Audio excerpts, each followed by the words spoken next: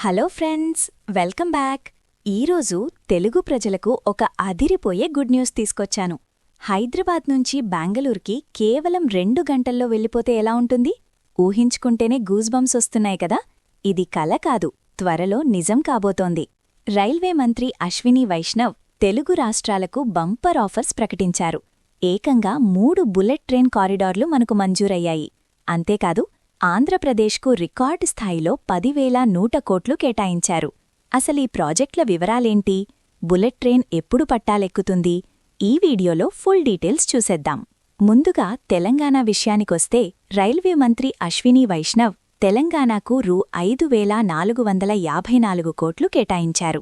ఇది గత 10 ఏళ్లలో ఎప్పుడూ లేనంత ఎక్కువ.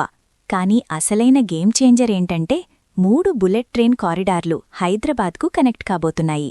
హైదరాబాద్ బెంగళూర్ కేవలం 2 గంటల్లో జర్నీ. హైదరాబాద్ పూణే కేవలం 1 గంట 54 నిమిషాల్లో చేరుకోవచ్చు. హైదరాబాద్ చెన్నై జస్ట్ 2 గంటల 55 నిమిషాల్లో జర్నీ ఫినిష్. ఈ రైళ్లు గంటకు 350 కిలోమీటర్ల వేగంతో దూసుకెళ్తాయి. ప్రస్తుతం వీటికి సంబంధించిన డిజైన్ మరియు DPR detailed project report ready అవుతున్నాయి. ఇవి పూర్తయిన వెంటనే పనులు మొదలవుతాయి.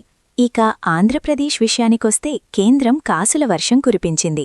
ఈ బడ్జెట్లో ఏపీకి రికార్డు స్థాయిలో 10,100 కోట్లు కేటాయించారు. రాష్ట్రంలో ప్రస్తుతం రూ. 92,649 కోట్ల విలువైన పనులు జరుగుతున్నాయి.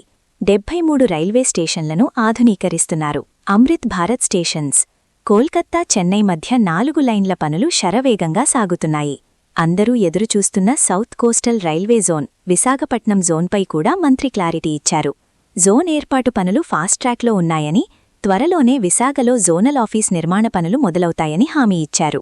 సో ఫ్రెండ్స్, చూశారుగా, రాబోయే రోజుల్లో మన తెలుగు రాష్ట్రాల్లో రైల్వే ముఖచిత్రం పూర్తిగా మారిపోబోతోంది. పొద్దున్నే హైదరాబాద్లో ఇడ్లీ తిని లంచ్కి బెంగళూరులో బిర్యానీ తినే రోజులు దగ్గర్లోనే ఉన్నాయి. ఈ ప్రాజెక్టులపై మీ అభిప్రాయమేంటి? కింద కామెంట్స్లో తెలియచేయండి. ఈ వీడియో నచ్చితే లైక్ చేయండి, షేర్ చేయండి.